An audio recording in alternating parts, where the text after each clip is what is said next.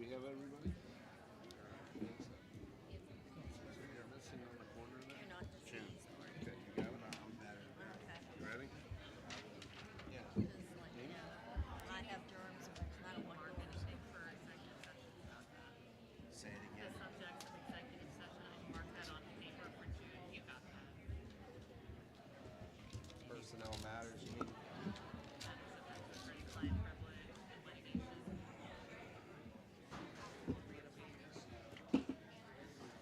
Got it. Got it. Yeah.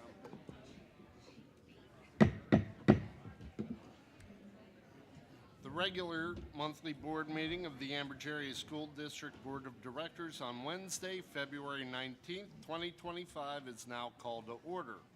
Please join me in the flag salute led by the High School Interact Club. Please join us up front.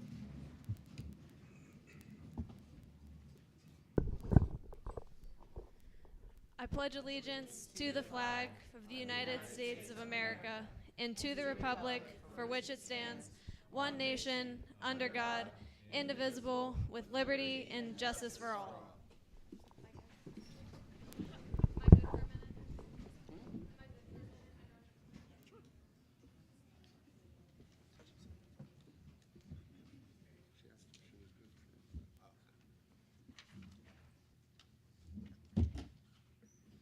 This meeting is being recorded for district purposes. It is or may be published in part or in its entirety on the district's website without the express permission of meeting participants. May we have a roll call, please, Dr. Pescarella? Mr. Carpenter? Here? Mrs. Fisher? Here. Ms. Fitzko? Here. Mrs. Kehoe? Here. Mr. Kovacevic? Here. Mr. Metz? Mrs. Ramasco? She was on the phone. Unfortunately, she had to hang up Okay. for now. Mrs. Scott? Here. Mr. Zachi? Here. 7 members are present.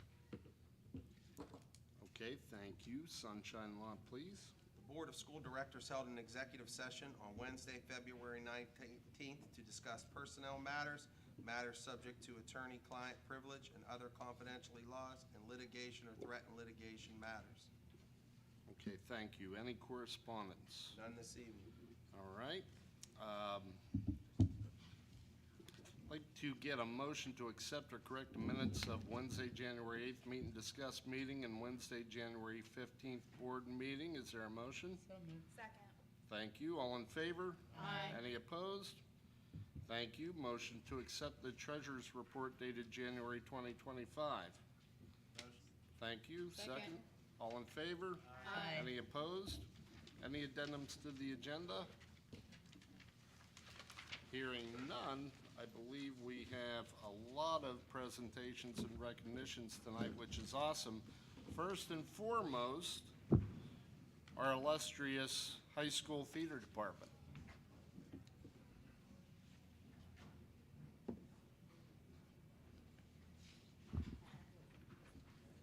Hi everybody, I'm Jessica and I'm the director of the musical.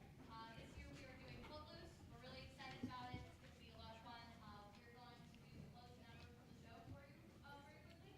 And it's also called Footloose. Here we go.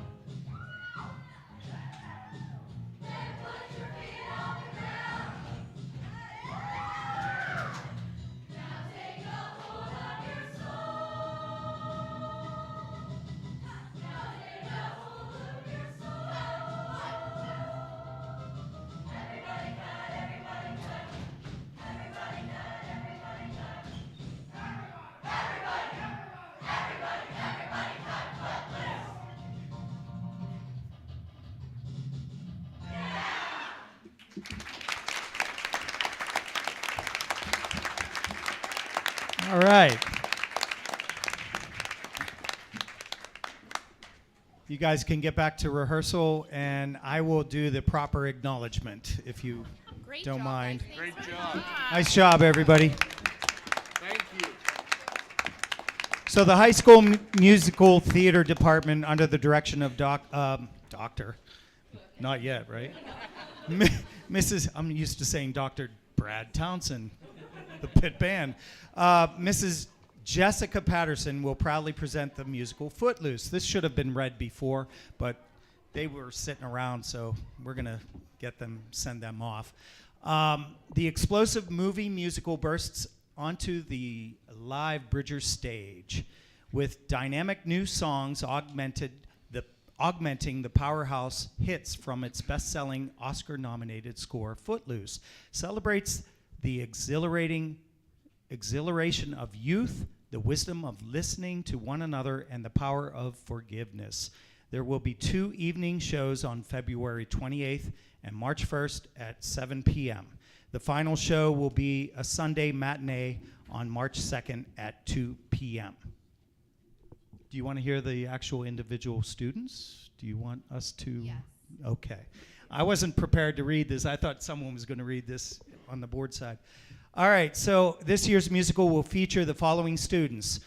As Ren McCormick, we have Cody Roper. Reverend Shaw Moore, Anthony Spicer. Ariel Moore, played by Lainey Summers. Wendy Joe is Ariana Avolio Mason. Willard Hewitt is played by J.R. Coster. Lulu Warnicker is played by Jaslyn Martinez. Coach Dunbar, Nyana Collins. Lyle is played by Brooklyn Parrish. Cop is Isabella Cannon. Principal Clark is played by Madeline Palmer. Bickle is played by Thomas Scott. Cowboy Bob, Vincent, I call him Vinny, Rigner. Ethel McCormick is played by Mara Ilko. Vi Moore is played by Kaylin Turco. Rusty is Faith Aguirre. Erlene is Cosette Rotundo. Chuck Cranston is played again by Vinny Rigner. Wes Warnicker is played by Sheridan Olenek. Eleanor Dunbar, Anna Kowalik. Travis, Lana Holcomb. Betty Blast, Madeline Palmer again. Jeter, Charlotte Hill. Garvin, Nyana Collins. Cowboy Barb by Natalie Sweeney. And we have an ensemble including Alexander Fay, Alexis Tenney, Alyssa Smith, Elizabeth Spicer, Emily Vignier, Jasmine Mahmood, Milo Elias, Claire Elias, Stone Parker, and Taylor Bentz. Give it up for Footloose, the cast. And I'm Todd Hartman, the producer. Great job. Thank you, Mr. Hartman. Thank you to the entire cast. Well, thank you for your support. Outstanding, and we look forward to seeing them in a couple weeks. Now, I believe we have a large number of additional recognitions.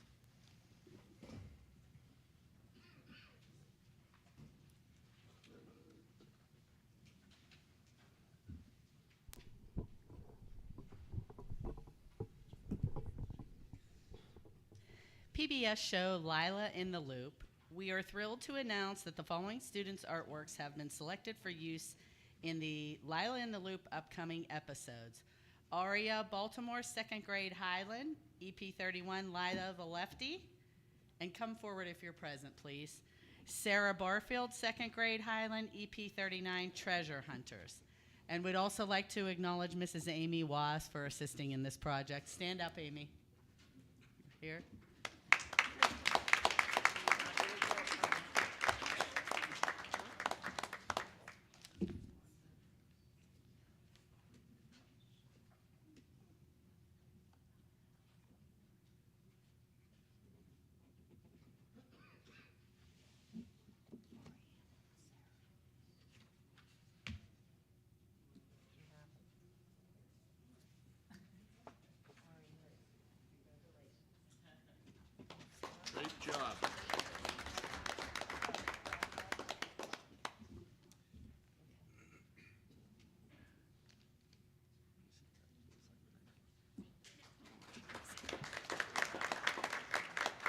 Mr. DiCaprio.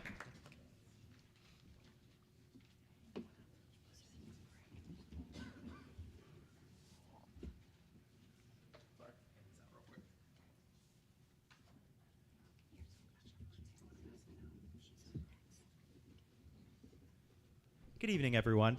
Mr. Ayers, who originally thought of this idea for this awesome award that I'm going to go over briefly, he was not able to be here tonight, but he did write down a couple of different things about the poem that one of our students did. So Ellie Young, a student in my school, participated in the National Bird Art and Essay Contest and earned first place in the essay competition for all 4th, 6th graders in Pennsylvania. This is an incredible accomplishment, and he could not be any prouder of her. Ellie is an all-star in his books. She constantly demonstrates, and I could agree with this, dedication, creativity, and excellence inside and outside of the classroom. In addition to her essay and her achievement, she also has entered the National Fish Art Contest as well. Tonight, Ellie has prepared a special gift for us by showing the presentations of the copies to the board, and then also she graciously wanted to read her poem. So please give it up for this awesome student that I'm honored to present, Ellie Young.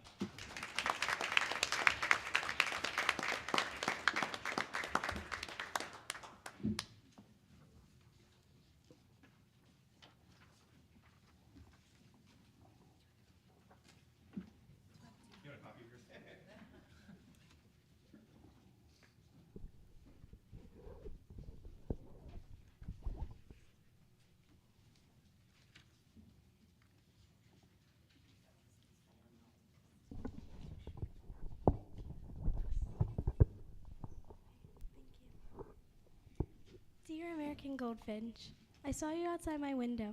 Your charm flew towards the meadow. You can only live up to 10 years, but your call sounds like crying in tears. You can fly 47 miles per hour. I'll bring you your favorite seeds from the sunflower. You symbolize good luck. You even flew beside my truck. You eat and fly up and down. You fly through lots of towns. This is why you get my admiration, because you are my singing sensation. With admiration, Ellie Young, 6th grade. The girl on the other side of the window.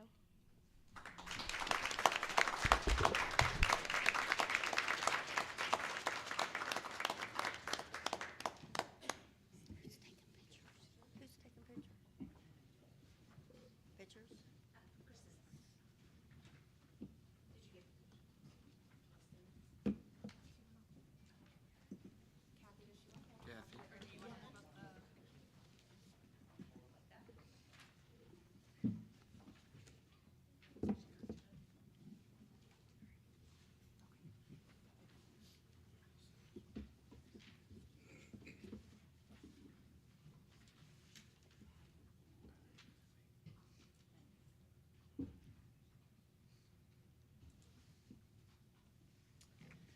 Young Writers USA Story winners, congratulations to the following State Street Elementary 5th grade students who will have their works published in a book called Scary Tales, Echoes of Fear by Young Writers USA. I saw Mrs. Hoover.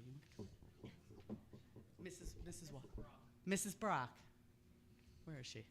She's right in the back.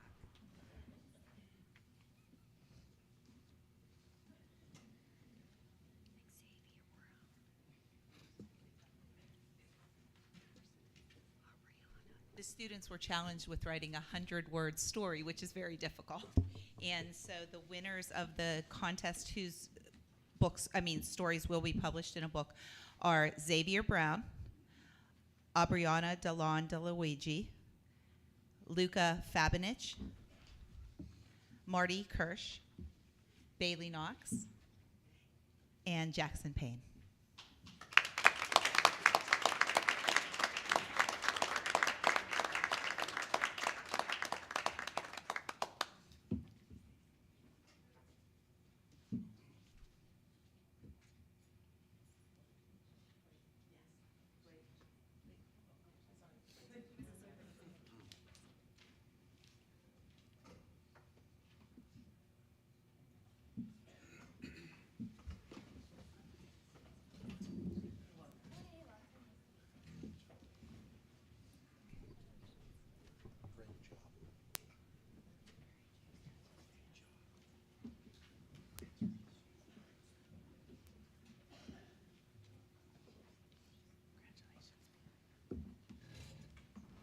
Ambridge Area High School basketball. Congratulations to Ambridge Area High School basketball player Jared Astorino, 11th grader, for achieving the 1,000-point milestone on Friday, February 7th, 2025 basketball game against Hopewell School District. Congratulations, Jared.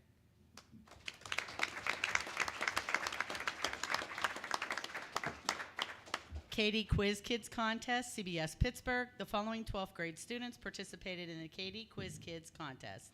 They were successful and will move on to round 2. Anthony Spicer, Carter Catalano, Cody Roper. The air dates are February 22nd at 11 a.m. and March 1st at 11:30. This is subject to change based on station programming. And anyone here?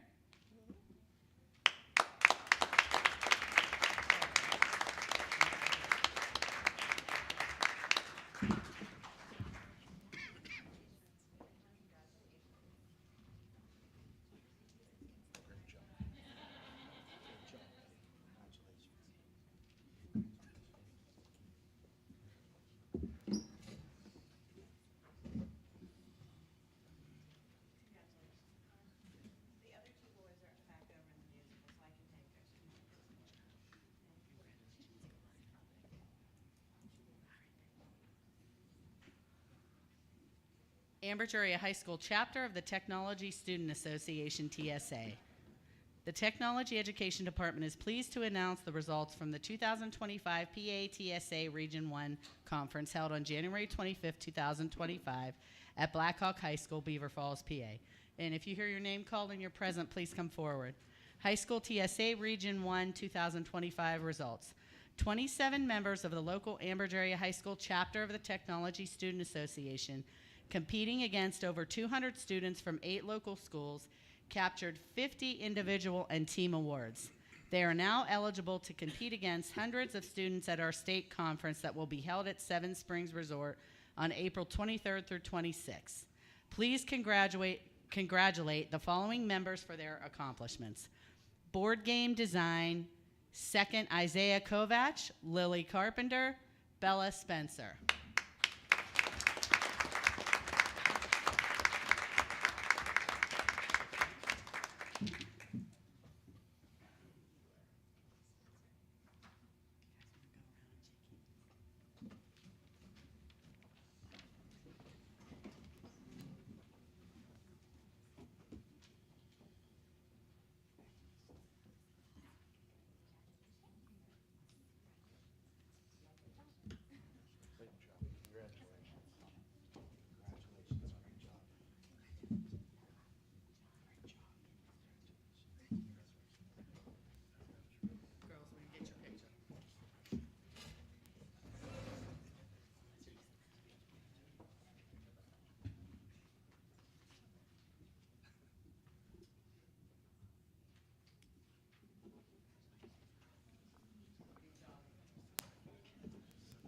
Children's Stories, third.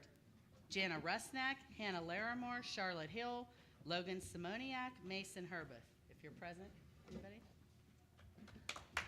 Congratulations. CAD Engineering, 8th, Cody Roper. Dragster Design, 7th, Mason Herbuth. 8th, Jana Rusnak. Drone Challenge, UAV. First, Cade McGovern, Elliot Markham, Jane Fusco, Thomas Short.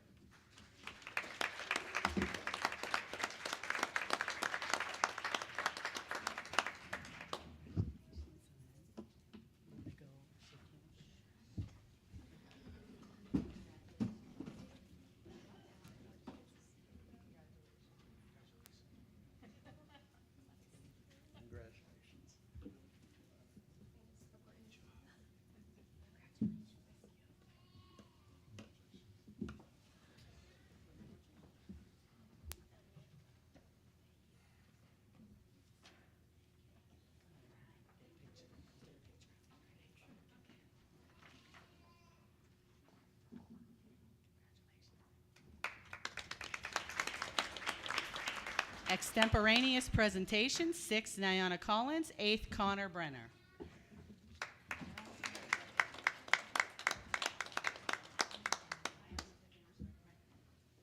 Geospatial technology, 1st, Chase Powers Brown, Gabe Bader, Drayden Hurtnicki.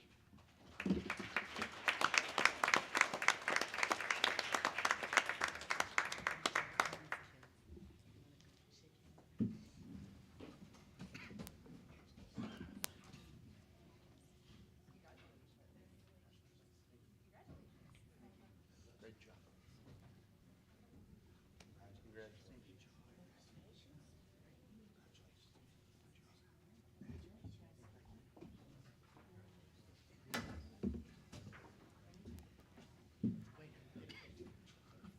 Get a picture.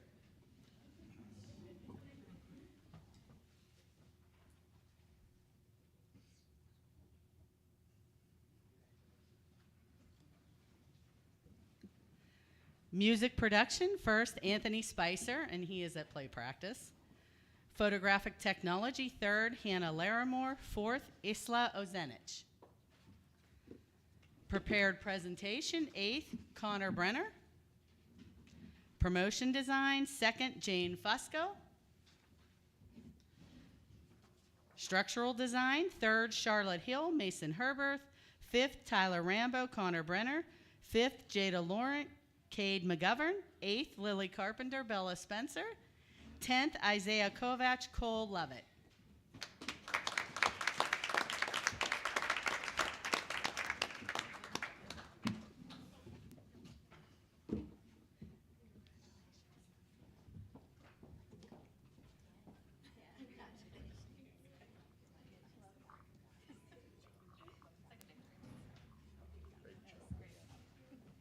Good job.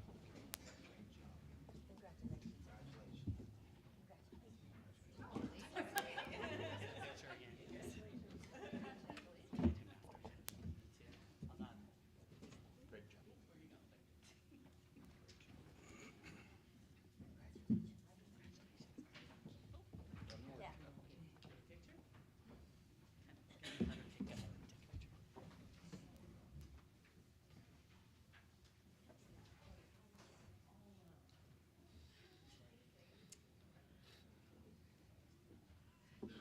Technology problem solving, 10th Anthony Spicer, Caitlin Disrochis.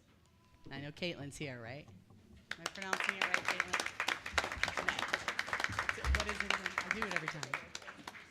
Derochis. All right, Dave, go ahead. Shake hands.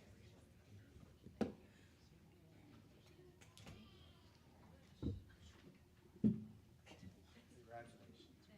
Great job. That's all.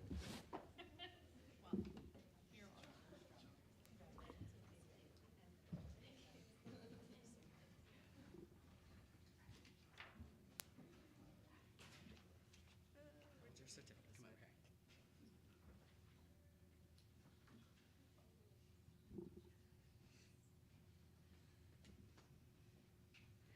Transportation modeling, first Isaiah Kovach, PA logo design, first Nora Marchanda, second Jana Rusnak, PA safety illustration, third Isla Ozenich. Chapter team written, fourth Abby Smith, sixth Hannah Larimore, seventh Logan Simoniak, eighth Caitlin Disrochis.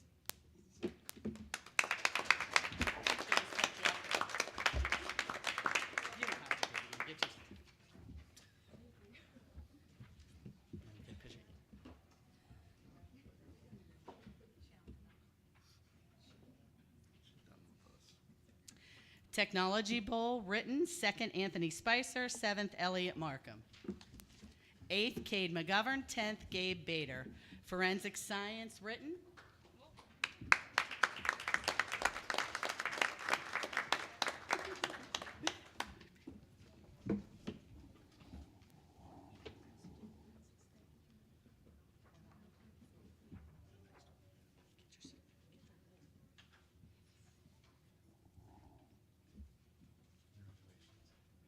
Great job.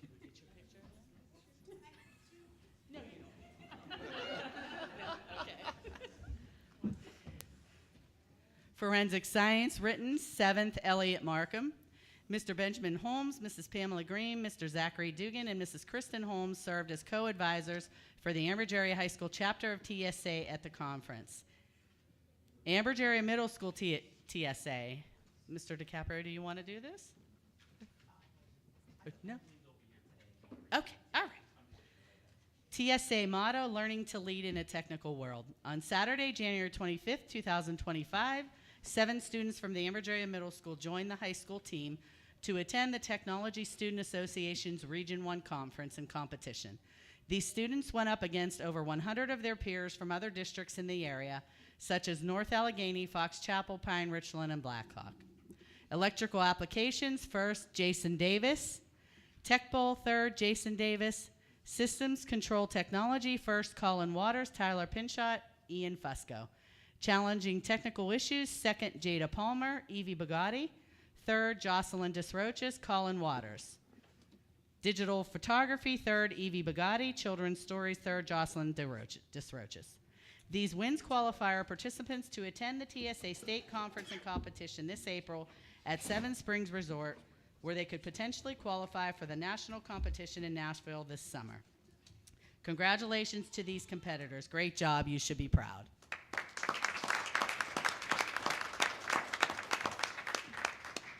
Dr. Zupsik, do you want to do the?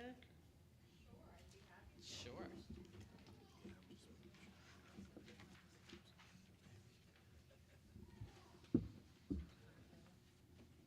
To recognize our high school students this evening, January Students of the Month, high school 12th grade, Savannah Jones. Wilson Palma Hernandez, 11th grade. Adita Elion, 10th grade. You're gonna make me take a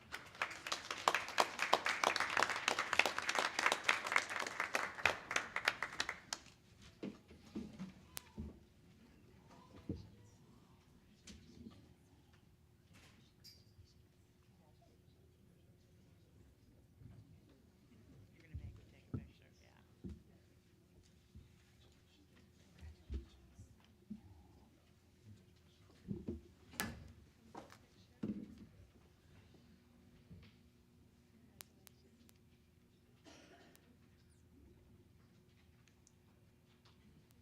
And Jacqueline Almeida Mercado. Jacqueline, no? Thank you. High School Extra Effort Awards, Owen Buchanan, 12th grade. Pablo Mala, 11th grade. Darren Cox, 10th grade. I know Darren's here this evening.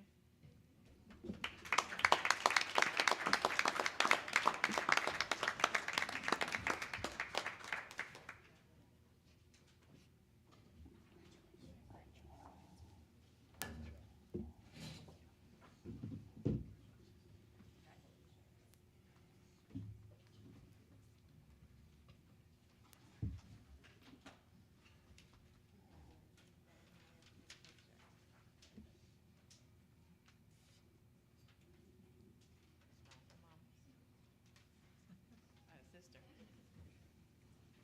And Eugene Rice, 9th grade. I don't see Eugene this evening. Congratulations.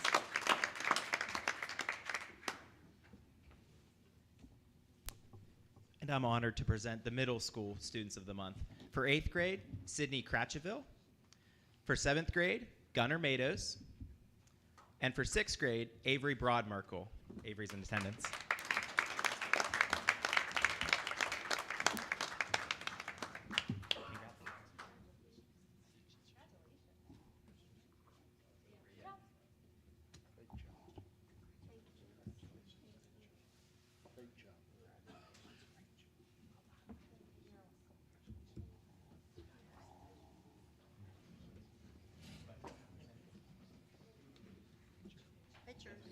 Pictures.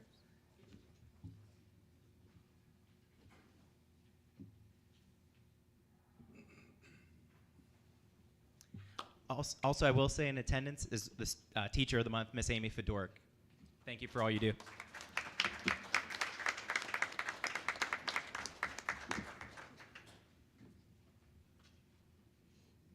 Economy Elementary Student of the Month, Peyton Geyer, 5th grade.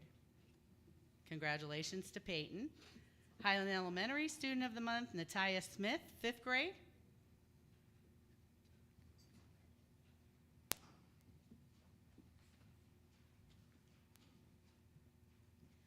like to announce our 5th grader who is the student of the month, and that is Miss Alice Barrett.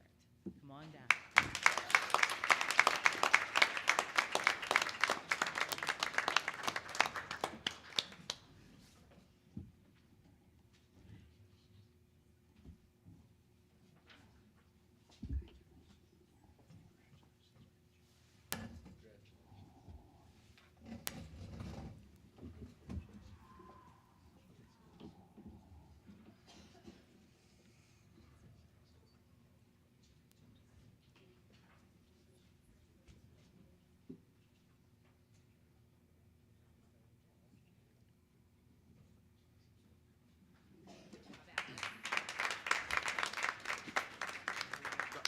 Dr. Zubczyk, did you want to introduce the Employee of the Month?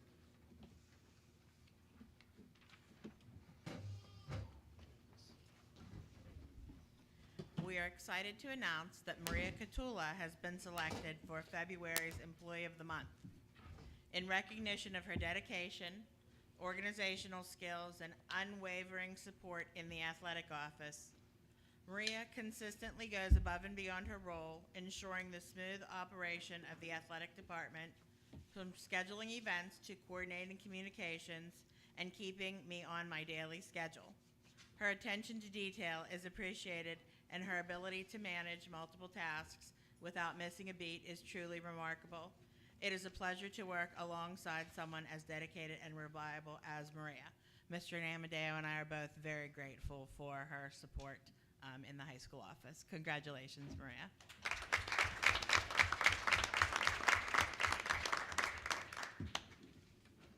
I was too excited. I jumped ahead, but now I can finally present my Teacher of the Month. So for the Teacher of the Month, Miss Amy Fedoruk, thank you for your excellence in teaching. At our building, she serves as a tech integrator that spends extra time working on technology with teachers that have issues. That really saves a lot of people a lot of time. She also serves as the union president for the teaching staff and is very flexible and understanding and works with me in many meetings and the staff in many meetings.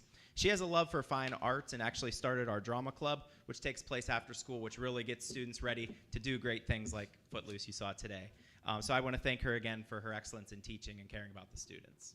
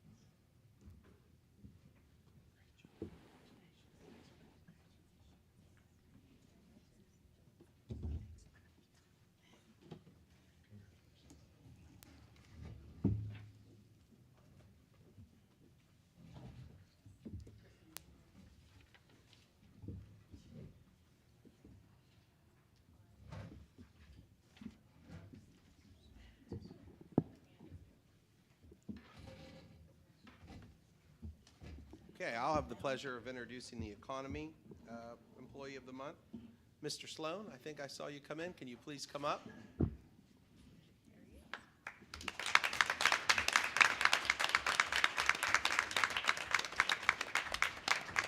Travis Sloan is the Economy Employee of the Month. Mr. Sloan serves as the custodian at Economy Elementary. Mr. Sloan is very hardworking and strives to keep Economy Elementary extremely clean for our students, teachers, and staff.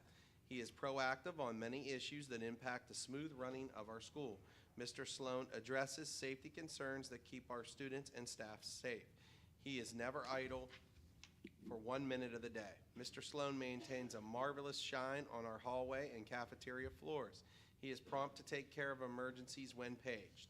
Mr. Sloan is dedicated and takes pride in keeping our building at its best. I find Mr. Sloan to be extremely responsive in meeting the needs of our students, teachers, and staff. He is kind and a pleasure to work with. Thank you, Mrs. Aphrodite Galitzis.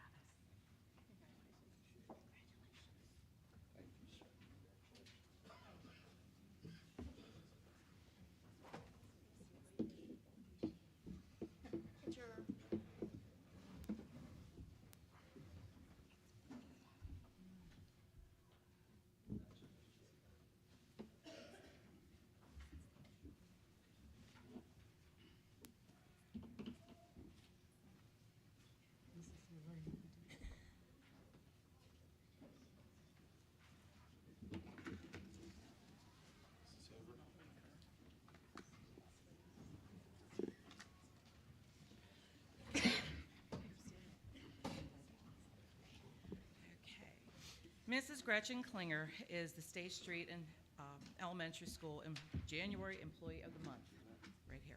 Ms. Gretchen Klinger has worked for Ambridge Area School District for some time now. Currently, she is the State Street first grade teacher. What is the role of a first grade teacher? To provide a safe and nurturing environment, encourage students to develop positive self-esteem and social skills, create a classroom environment where all students feel comfortable in learning. Mrs. Klinger has a lot of patience, and the ability to communicate with 6-year-olds. She primarily focuses on teaching foundational skills in reading, writing, math, science, and social studies, while also emphasizing classroom management, social emotional development, and creative and positive learning environment through engaging lessons, hands-on activities, and differentiated instruction to cater to individual needs.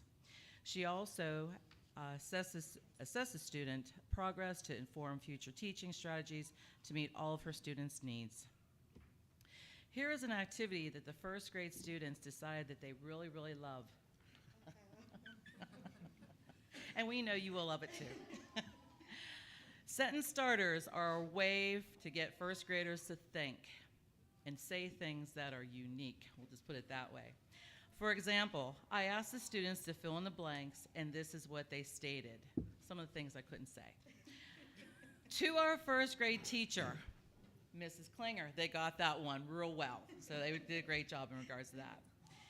You taught me to believe in myself, that if I try my very best, there is so much I can achieve. Their word, not mine. Very, very impressive. That's that, Orton Gillingham. With your guidance, you helped me to become a star, because we had to throw in the star program. Of all the first grade teachers in the world that I've ever had, I am glad that you are mine. Thank you for being, you're the only one, right? Thank you for being such an important part of my life, meaning the kids' lives. Congratulations to Mrs. Gretchen Klinger for being the January Employee of the Month at State Street Elementary School in the Ambridge Area School District. Congratulations.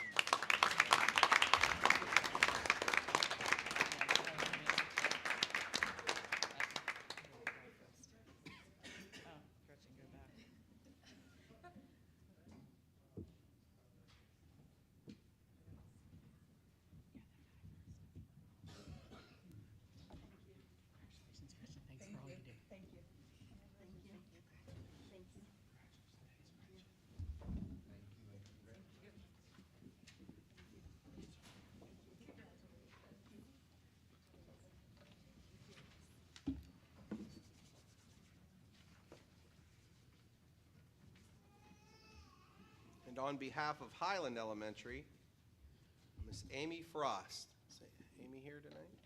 I'm going to read this anyway. On behalf of Miss Hall, Amy Frost is a valuable and collaborative member of our Highland team. She's a third grade teacher who is committed to high quality instruction, and she takes great care to meet the needs of her students. She is highly communicative with the students and their families and shares a growth mindset, problem-solving, and positive approach to learning with her students. Amy keeps detailed data to share with the students and their families so that they can continually make progress on their academic goals. Amy supports school-wide initiatives like our Positive Behavior Support STAR program by reinforcing positive behavior and goal achievement with her third graders. Thank you, Amy, for all that you do each and every day to support your students and their families. Congratulations, Ms. Hall. Thank you.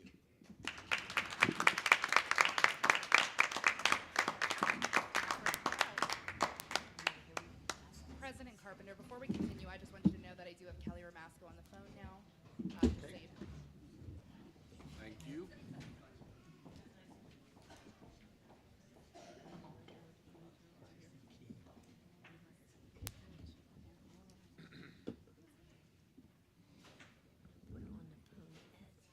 Okay, great job, everybody. At this time, district residents may come forward to comment on agenda items only. Each person must state their first and last name and address prior to speaking. Each resident will be allowed 3 minutes and can speak only once. This period for public comment prior to the standing committee reports will be limited to 1/2 hour. Although not required, board members desiring to address questions or concerns may do so after the residents' comments or questions or at the conclusion of the committee reports. There will still be an opportunity for residents to comment on any business relevant to the Ambridge Area School District under old and new business at the end of the meeting. Seeing none, we will move to the committee reports. Would somebody like to read for Mrs. Romasco? I'll take it. Okay, thank you, Ms. Fitzko. There is one new one this evening, number 12, the device pilot program. It is recommended to pilot 150 Chromebooks and accessories across the district at a total cost of $63,772.50 through the state contracted pricing PEPP. And then I would like to move for the adoption of 1 through 12. Does anyone have any questions? I know. I do. Sorry. Go ahead. Me? Yeah. Okay, so for number 12, can I just ask that we put together some sort of team that goes through these, and maybe that's already being put into place, but just so that we get the opinion of teachers and tech integrators and all of that. Is that possible? Yes, that would be the intent, that we're going to allow many folks throughout the buildings underneath the leadership of Ms. Ferguson in the technology department to utilize the devices and get feedback from tech integrators as well as other teachers throughout each of the district buildings. Okay, thank you. I would just like to say I do have a concern with giving Chromebooks for kindergarten through at least second grade. I worry about them with the weight, them being able to use it. I know the suggestion was brought up about touch screens, but what's the difference between a touch screen and an iPad that we already have?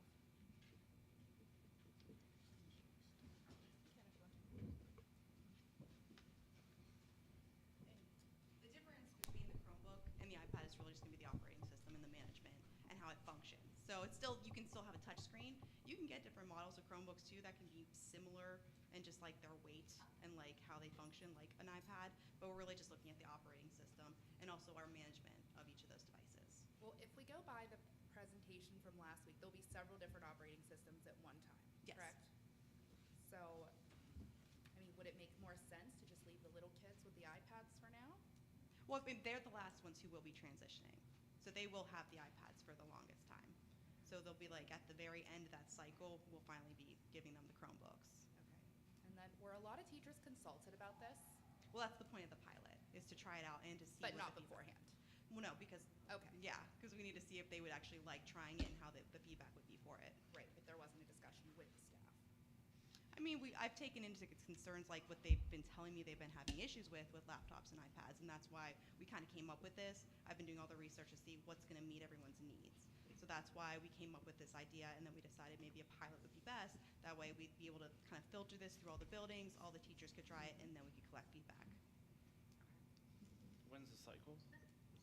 I'm sorry, say that When again? is the cycle? So when would the youngest get these? I believe that was 29. I don't have it in front of me, but It's- it was like the very last year, so it's about like 4 years to kind of get them all to be Chromebooks. So it'd be about 28, 29 school year. And then these 150, where would they be deployed immediately? They're going to be at each building. So each building's going to have a cart so that like that building can utilize them, and those carts will stay at those buildings as well for use for the So they're not teachers. assigned to a specific child? Nope, Okay. they're just going to be for everyone to try out. That makes sense. Kelly, did you have a question?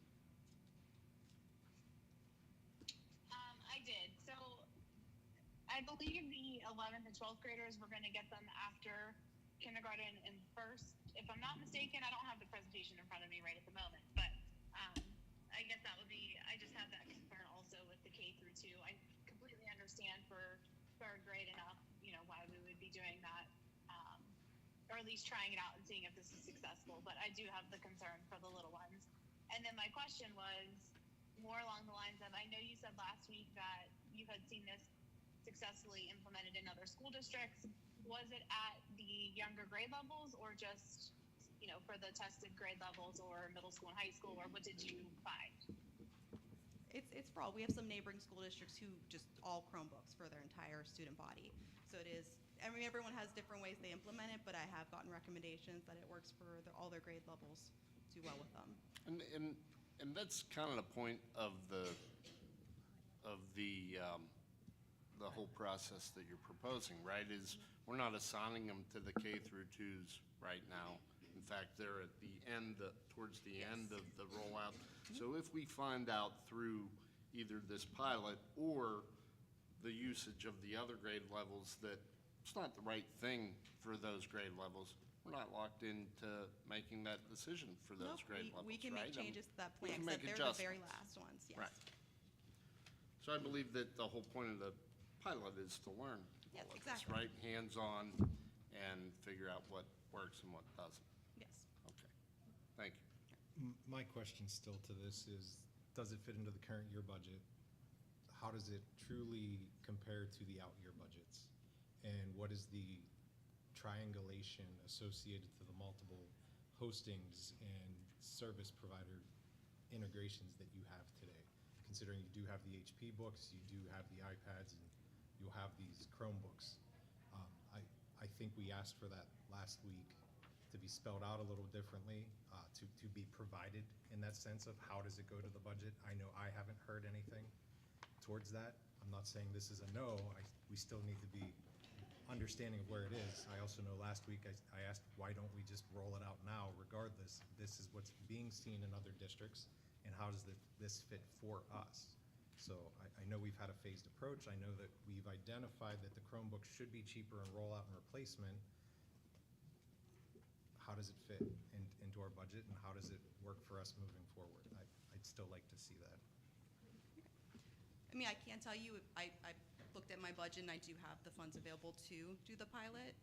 So that's where I'm looking for right now for this year. And then that's why we planned it, like I spelled out the cost for you guys to show you what that would look like with the phase plan. So that's, budgetary wise, that's what that looks like. I know you were talking about the operating management for the operating systems. I mean, it's gonna be 3 for a while, but like right now we're managing those 2. And so the Google Admin Console is supposed to be a little more simpler for us as well. So we got a couple years where we're gonna be juggling, but I think the payoff is gonna be worth it for us in the long run. Would that also mean less individuals to engage in the product, meaning you need less tech staff as you move forward because of the simplification? I feel there's more to it, and I'm asking a loaded question, but I also feel just saying that it's in the budget this year is a loaded answer. Because we have a few months to go, and I don't know what's involved in the budget for the rest of this year. That you have it today, but you may not have it through the end of the year based on what you have. So is this replacing a refreshment that you were gonna purchase this year? No. These are questions that we asked, or I feel I was asking last week as well. In her defense, she's not in, I believe, can somebody help her out on the budget question?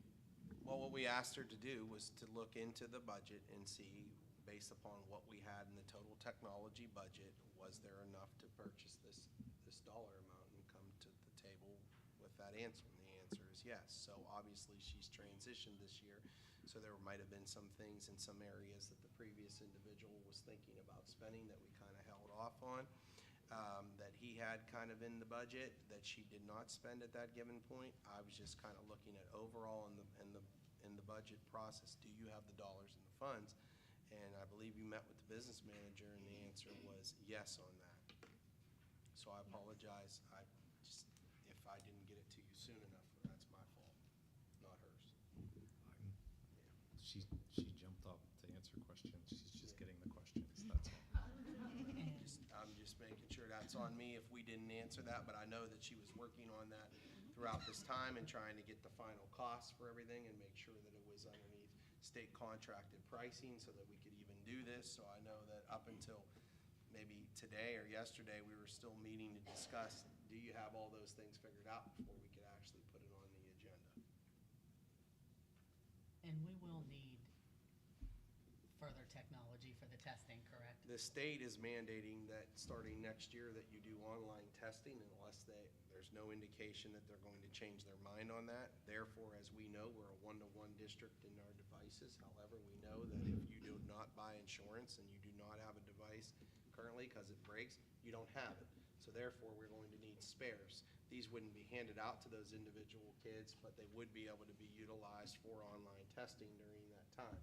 So one way or another, it is my belief that we will need some additional devices. So in one sense, by piloting this to see if this is the best options for staff and students is a good idea, because at bare minimum, we have now secured a cart in each building that would be able to be utilized for online testing for students that may not have it. They wouldn't take them, they would utilize them that day and leave them on the cart. Thank you. All right. Any other questions? All right, I heard a motion. Is there a second? Second. All right, roll please. Ms. Fitzko. But I just want to say I'm not happy that our staff was not consulted before this, but yes for 1 through 12.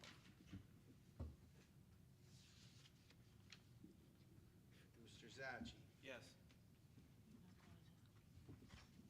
Mrs. Scott. Yes. Mrs. Ramasco. Yes. However, I just wanted to ask a favor, if we could have an update in how this is going as you get the Chromebooks in. That's all. But yeah. Kristen, provide an update once we get them in and you start to work with them. Mr. Kovacetic. 1 through 11, yes. 12, no. Mrs. Kehoe. Yes.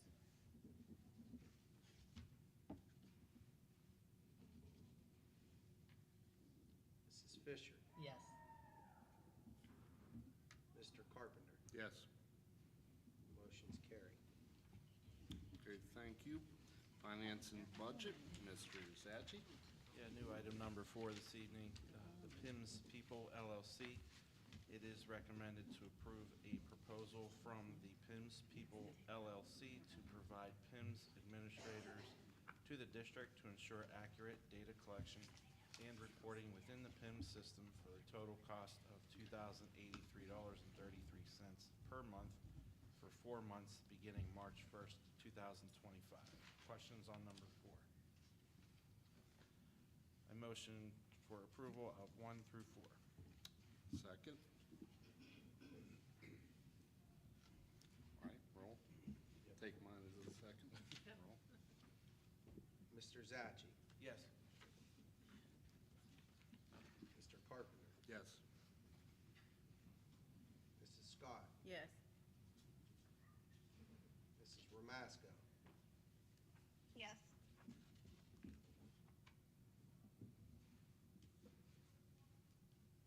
Mr. Kovacetic. Yes, please. Mrs. Kehoe. Yes. Ms. Fitzko. Yes. Ms. Fisher. Yes. Motion carries. All right, thank you. Dr. Pascarella, for building and grounds, were there any of, and forgive me for not having a highlighted version, but was there There's any 2 of those you additions. needed read? I was going to read them. Oh, you're going to read them? Okay, thank you. 2 additions, number 4 and 5. High school ice machine is recommended to approve a quote from Tri-State Equipment Company to purchase a new ice machine for the high school for the total cost of $5,525.00.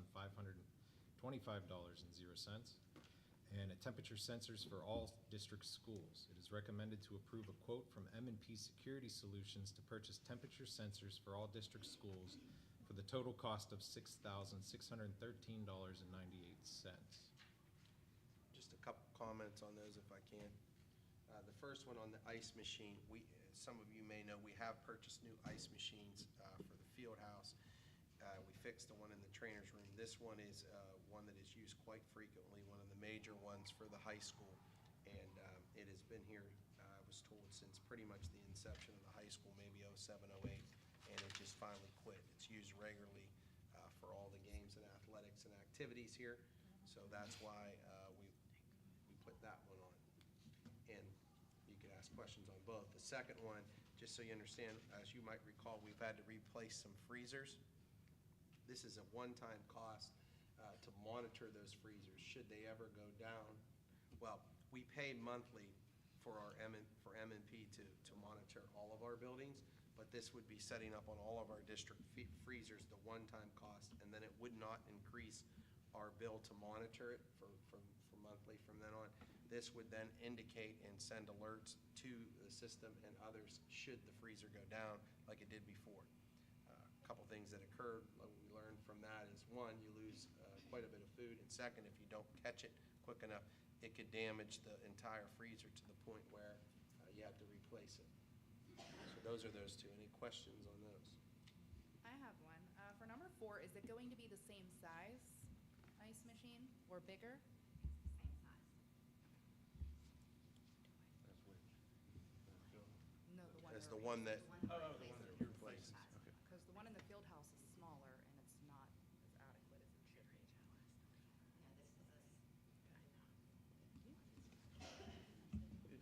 More so for the sensors, when we did lose the freezer, was there any kind of insurance payout because that was unexpected, or was there? I don't think there was any insurance payout with regards to why that failed. They were quite old at that given point as well.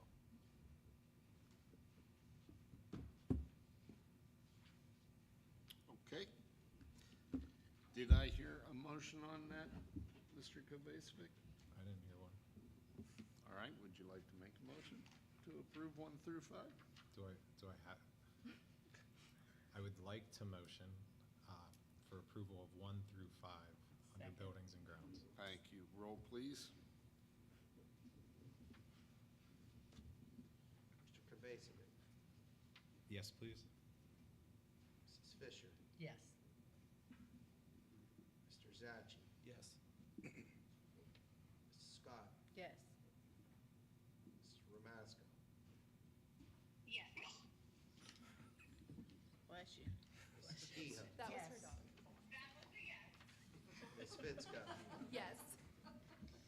and Mr. Carpenter. Yes. Motion carries.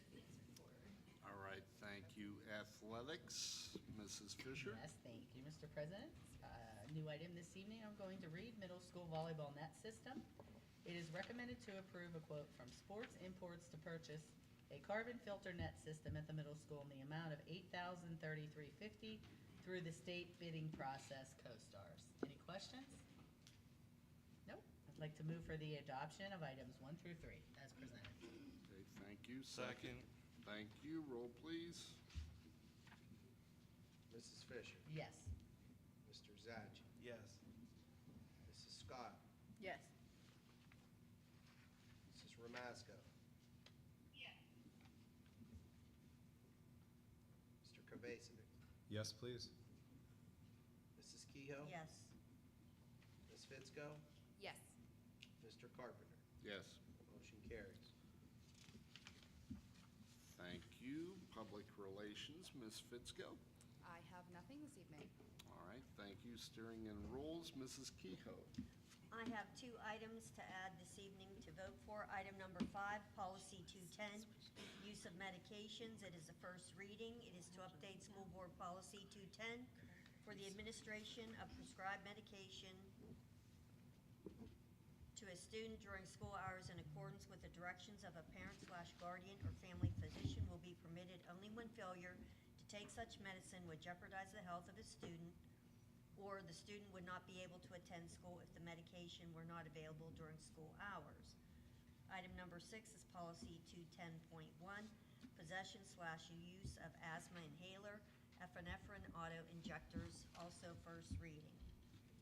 It is recommended to update School Board Policy 210.1, and it is to permit students in the district schools to possess asthma inhalers and epinephrine auto-injectors and to self-administer the prescribed medication in compliance with state law and board policy. Are there any questions on those 2? If not, I'd like to move for the adoption of items 1 through 6 as presented. Just a quick question on 5. I don't know for you, Megan. Is this for the nurse to administer the medicine, or? I believe Just- so. So to be clear, the kids still can't have them on their person. Correct. Thank you. All right, I heard a motion. Is there a second? Second. Thank you. Roll, please.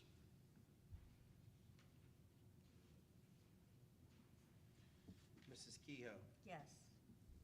Ms. Fitzko, Yes. Mr. Zachi? Yes. Mrs. Scott? Yes. Mrs. Ramasco? Yes. Mr. Kovacevic? Yes, please.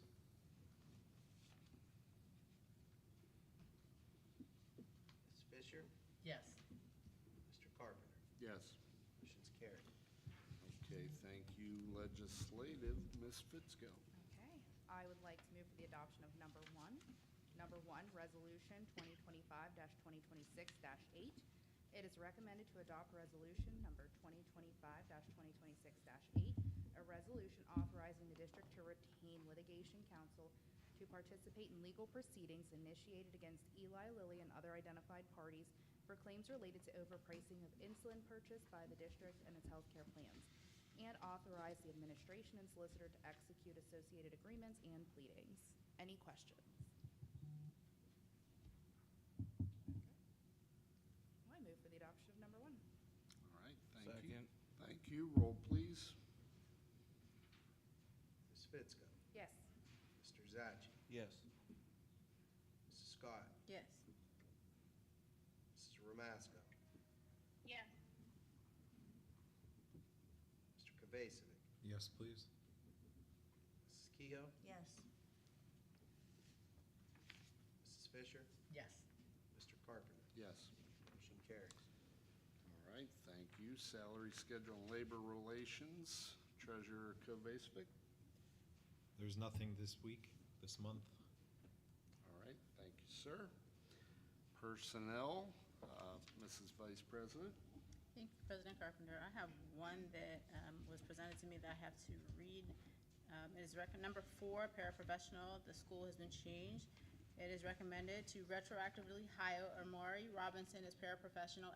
She is going to Highland, not the high school, effectively February 18th, 2025, as per the terms of the Ambridge Area Education Support Professional Association, ESPA, PSEA, and NEA, pending receipt of current clearances, satisfactory drug screening, TB testing, and responses by current and former employers to Act 168 screening. I move for the adoption of 1 through, what? Oh, and number 2 also, Ambridge Area Middle School Assistant Principal. It is recommended to hire Mark I. He said it was okay I say it because I don't know how to pronounce his last name. As the Ambridge Area Middle School Assistant Principal at a salary of $92,000 and effective date to be determined as per the terms of Act 93 Administrative Agreement, pending receipt of current clearances, satisfactory drug screening, TB testing, and responses by current and former employers to Act 168 screening. I move for the adoption of 1 through 11. Second. Thank you. All right, thank you. Roll, please. I know. Mrs. Scott? Yes. Mrs. Fisher? Yes. Mr. Zachi? Yes. Mrs. Ramasco? I had a question. I mean, I know we're into voting, but I don't think we asked for questions. Sorry, I didn't. That's okay. Number 11, under number 2, I'm assuming that's an assistant coach at the middle school for girls volleyball. Because I believe we hired It a is, coach but last week. it is, but how it's listed in the Okay. it is sort of, but how it's listed in the contract is they both say that, but one is just for a less stipend. So I just Okay, no problem. wrote it exactly Just how wanted to clear it up. it was in the. Okay, thank you. I am, yes. Mr. Kovacevic? Yes, please. Mrs. Keough? Yes. Ms. Fitzko? Yes, and welcome. Mr. Carpenter? Yes. Motion's carried. If I could, Mr. President, I'd like to welcome Mr. DiCaprio to introduce Mr. I. Thank you. We had a great plethora of really great candidates, and Mr. Iwaniko really stuck out to us. I've actually worked with him in the past. He's a leader as a teacher, always constantly having students with proficient and distinguished, and I'm really impressed by him, and advanced, I should say. I'm really impressed with him, and I really think he's going to be a really great addition. I think he did want to thank everybody real quick, and I'm just honored to have him working with me. Thanks, everybody, for this opportunity. I just want to take a second to thank the board, Mr. Pascarella, Dr. Filipowski, and I'm excited to join the Ambridge family. I can't wait to really start getting to meet the community members, working with the staff, and from what I've seen tonight, really getting to know and working with a very, very talented student body. I was very impressed with everything I saw tonight, so thank you. Thank you. Welcome. TBD. Congratulations and welcome, sir. Congratulations. Not quite yet.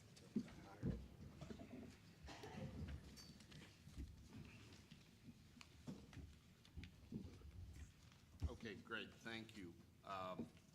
As always, extraordinarily impressed with the talent of our student body.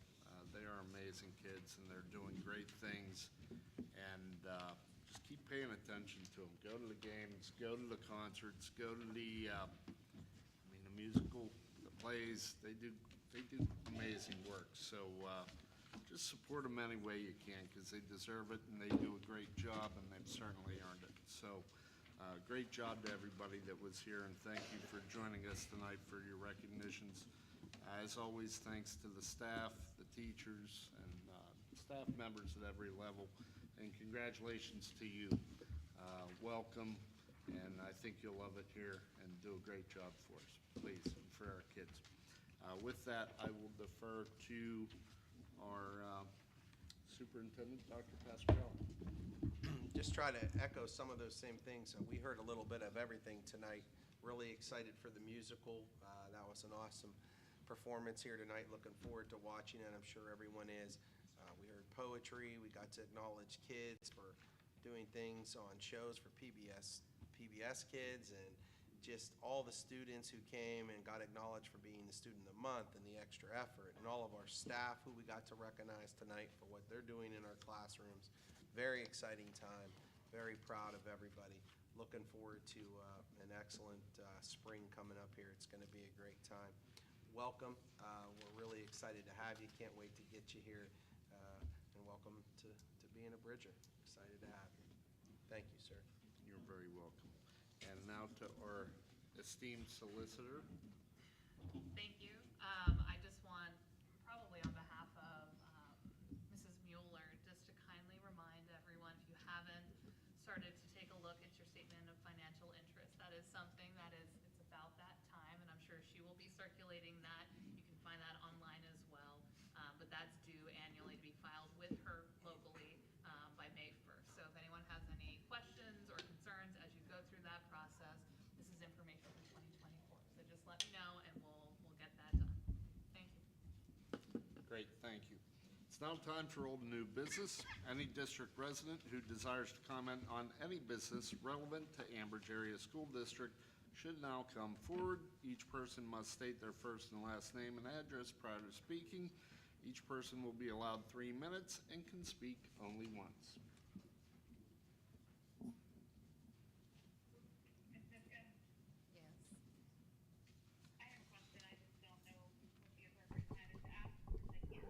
Hold on one second. We have two that want to speak, and then I will happily get back to you. She wants to. Oh, they said you can No, go first. we'll recognize her after you're done. Never mind. They said none for you. All right. Hi again. Caitlin DeRochers from 109 Woodbury Road, Baden. I just wanted to do a brief opinion statement on the Chromebook thing from both a student and administrative perspective, because I'm an intern in the tech department. So I was a student at Baden Academy before I went to 2 other schools and then came here, and we had Chromebooks from K to 6 there, and I would just like to say it was absolutely amazing and a little bit better than our system. For the kindergarten to 2nd grade, which seemed to be the concern, we kept them in the carts overnight. We did not take them home, so they weren't weighing down the backpacks or anything. And we didn't have to worry about, I didn't charge my Chromebook, I forgot it at home, my dog stepped on it, my cat swiped it off the counter, because it was always where it needed to be before class started. It was a good system, and from the administrative perspective, it's really nice to have one system through the whole school when you're dealing with tickets and just complaints and I need this fixed and whatever, which is just what we do. It's really nice to have to worry about one system. This one thing needs fixed. We need to send these back for warranty to one place, not 4 different places. So to have one streamlined system would make everything so much more efficient when we're already a little bit understaffed. So that was just my opinion. I hope that that can go through. I can't speak on budget or anything else, but from a student and admin opinion, it would be a really great decision to do that for the next generation of students. Thank you for your time. All right. Thank you very much.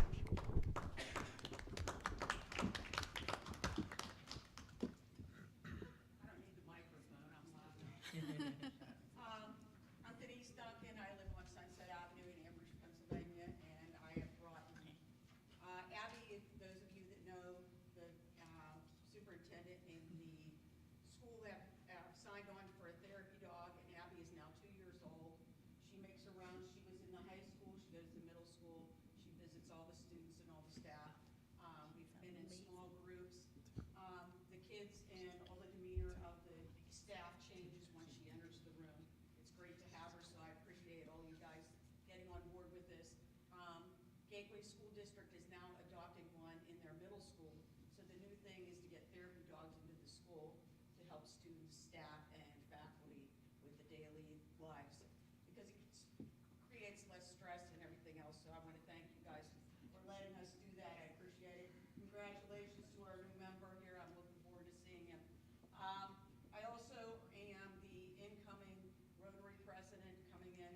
And those of you that are not affiliated with the Ambridge Rotary, we help get the clear backpacks and water bottles out. We do scholarships for the students here. We also sponsor a spelling bee for the 3rd graders and hand out personalized dictionaries to the students. We want to continue to do those kind of things. And in front of you, and many of you know that we're having a fundraiser. We're having a night at the races at Babe Legion on March 22nd. If any of you can come or bring people in the door, all that money that we're getting is going for scholarships for our seniors. We gave out 5 last year, 2 $500 and 3 $250. We want to continue to do the great things to help support the school system. So any of you guys that can come, or friends that can come, or staff, or people that are in the audience, we'd appreciate it because Amherst Rotary is in all support of education in the Amherst Area School District. So thank you very much for everything that you do. Thank You know what you need, and I'll help. Thank you, Mrs. Dunn. Okay, I appreciate it. Okay. Abby appreciates it too. Abby is amazing. Yes. My daughter loves Abby. There's not too many people who I don't love like Abby. Abby. I'm Yeah, old. she's You guys pretty never cute. got to see her because you're not in the building, but I thought you could introduce her. And Although So she is sleepy. But look at it this way, she was very quiet during She the was. meeting. She was a You good didn't hear her girl. bark, you didn't hear her make a She was sound. a good girl. She Abby's approached every amazing. person that was here. Hi. She's cute. She's Yeah, ready she for is. bed though. She even goes to visit the kids at sports practice and then the concession stand after, where we sometimes feed her. Yes, she does work for food. She's like a teenager. She loves a good hot dog. Work for food, so. But thank you very much. Thank Thank you, as you. always. And congratulations. Thank you. All right, anyone else? I believe With Miss- that, I would like to I believe Mrs. Ramasco had something. yes, Kelly. recognize Mrs. Romasco. Hi. So, this is for Dr. Pascarella, about GPAs.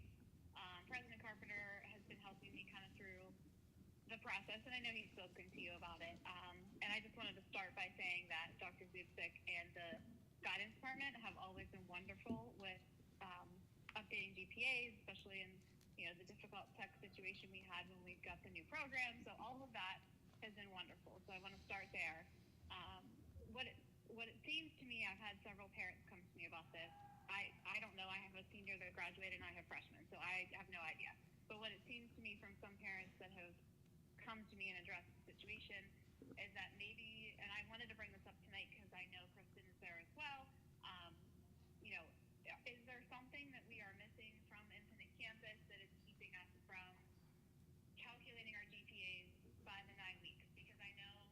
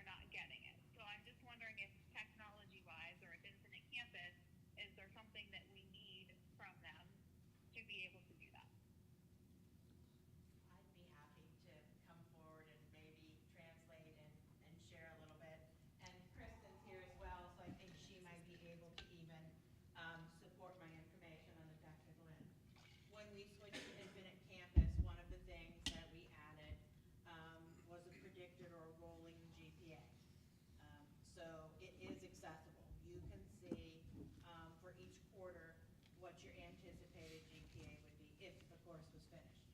But since it's not, they call it a rolling GPA in Infinite Campus. Where that is located for all students is in the grades tab.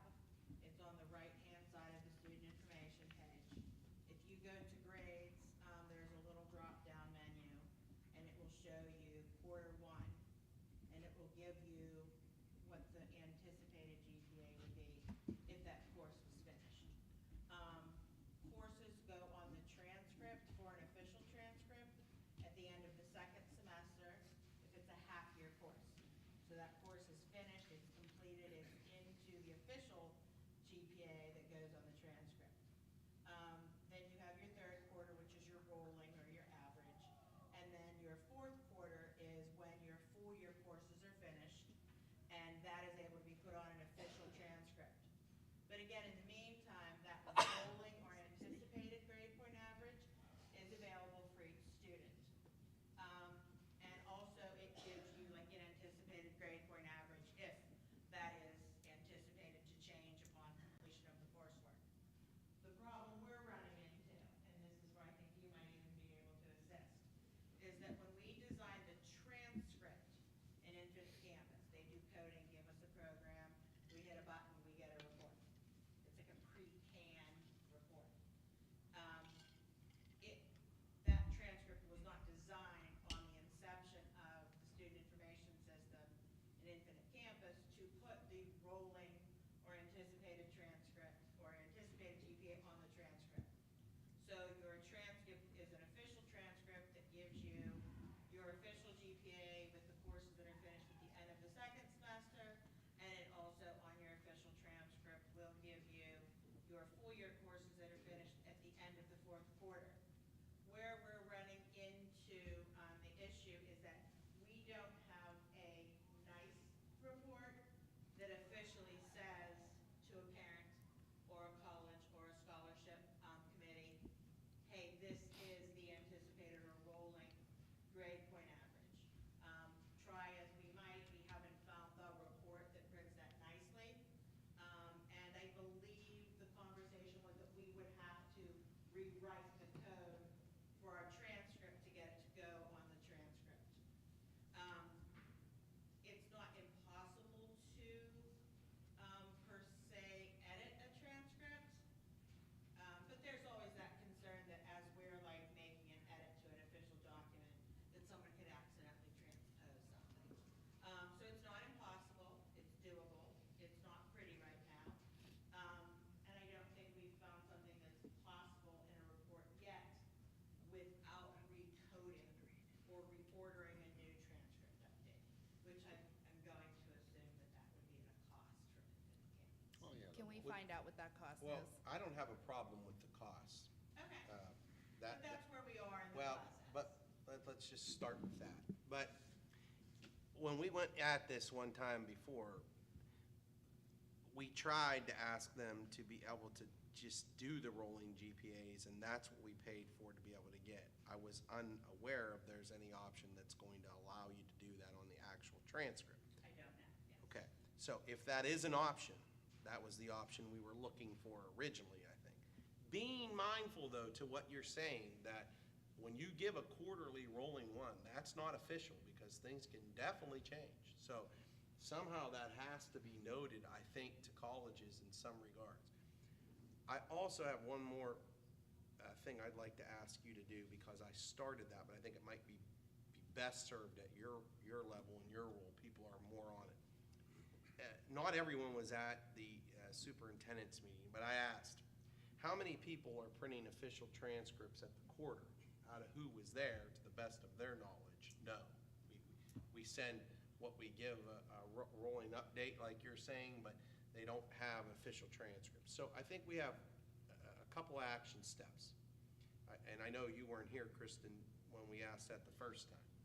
But at least from my recollection, that was the best option that we were able to get is what we had. So I'd like you to ask Infinite Campus again, nothing about the cost, just can it be done, actually be done?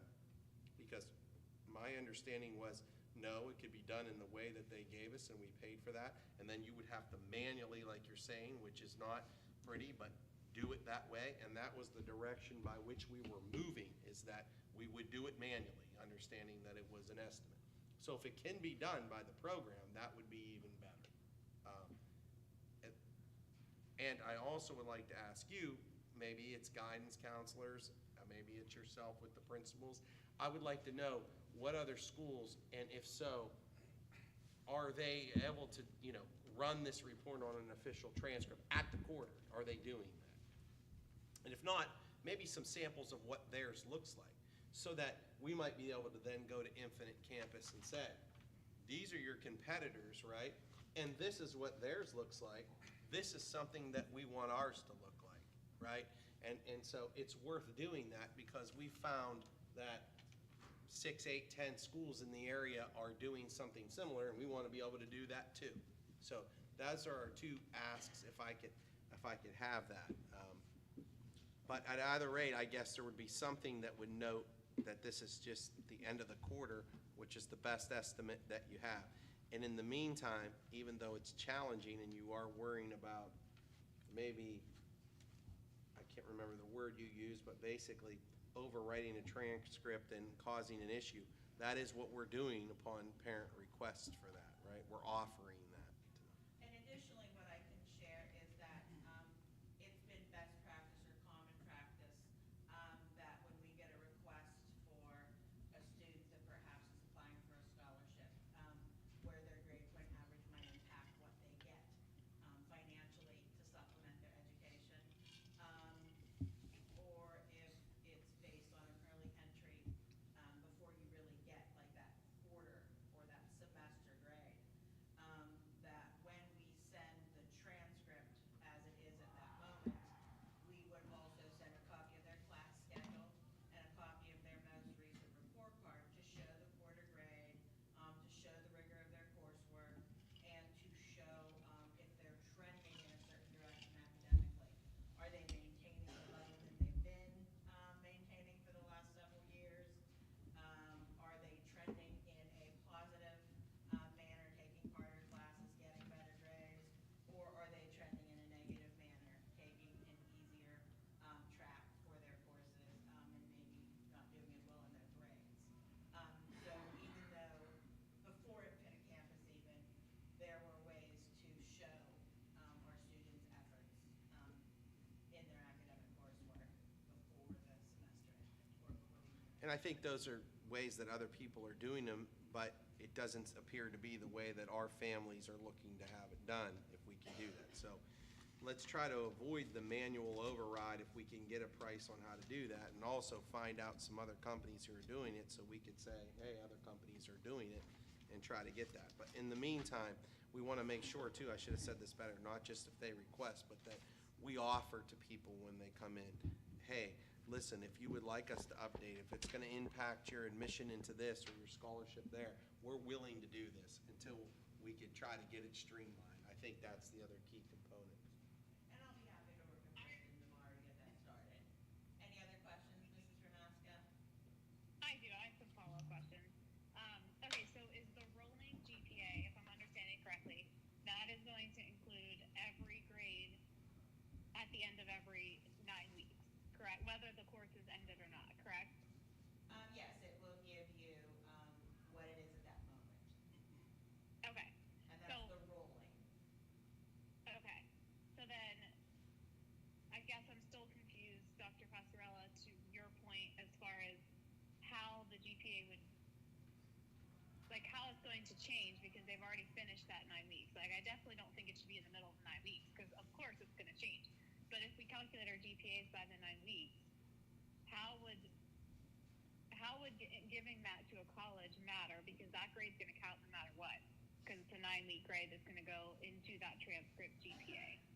Am I making sense? And then I do have a couple more questions. She's saying that once you figure it out quarterly, how could it ever change?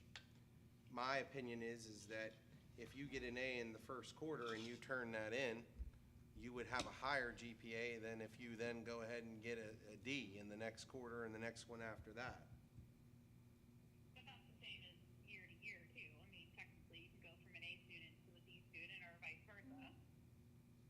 I'm just saying that it could change.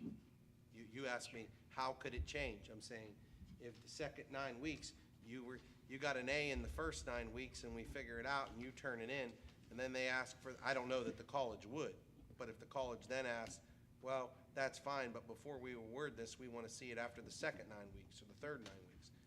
If you got lower grades, wouldn't that, in my opinion, I think it would change the GPA. Okay. I don't know. You don't think so?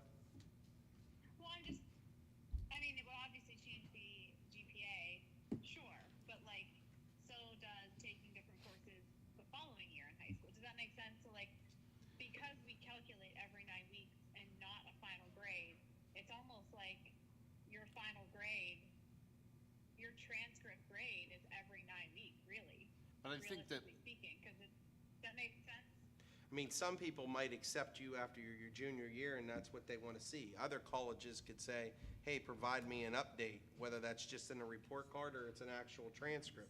I think your point, which is valid, is let's try to produce the best possible report card for the kids that we can give them to get the most amount of, opportunity to get admitted or to gain scholarships, and I think that's what you're saying. All I'm saying is they could say, okay, you're in, and once you're in, you could drop off and it doesn't matter. Or some other college could say, well, we'd still like to see you at the semester break, or we'd like to see the final transcripts. Those seem to be less likely, but you may have more experience just from having children recently apply. But I'm just saying it could definitely go backwards if you got grades down the stretch that were different than your typical A's.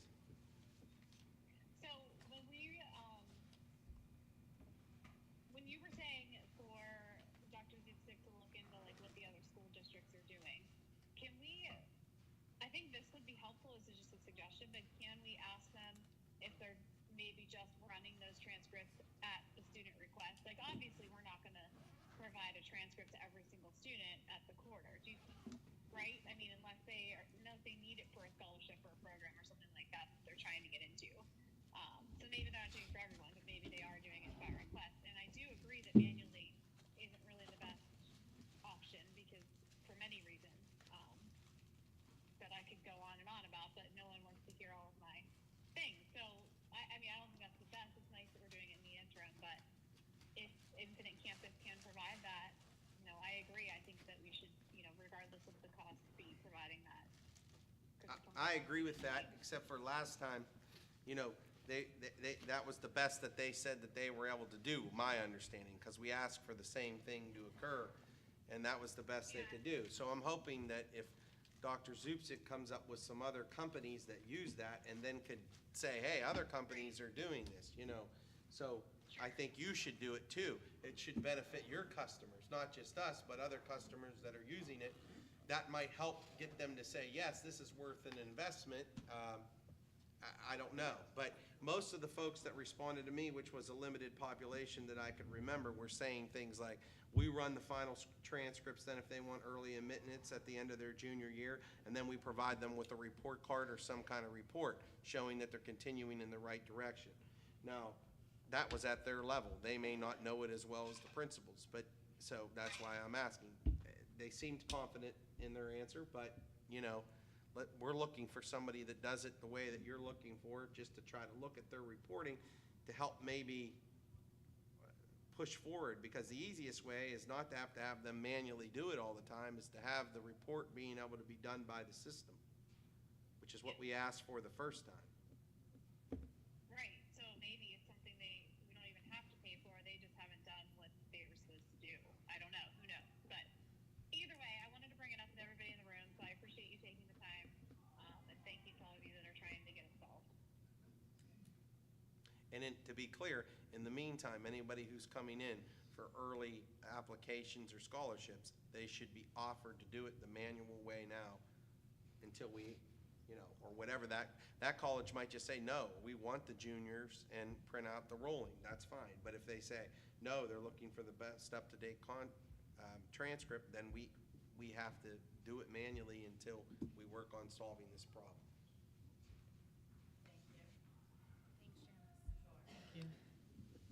Okay, thank you. Any other speakers?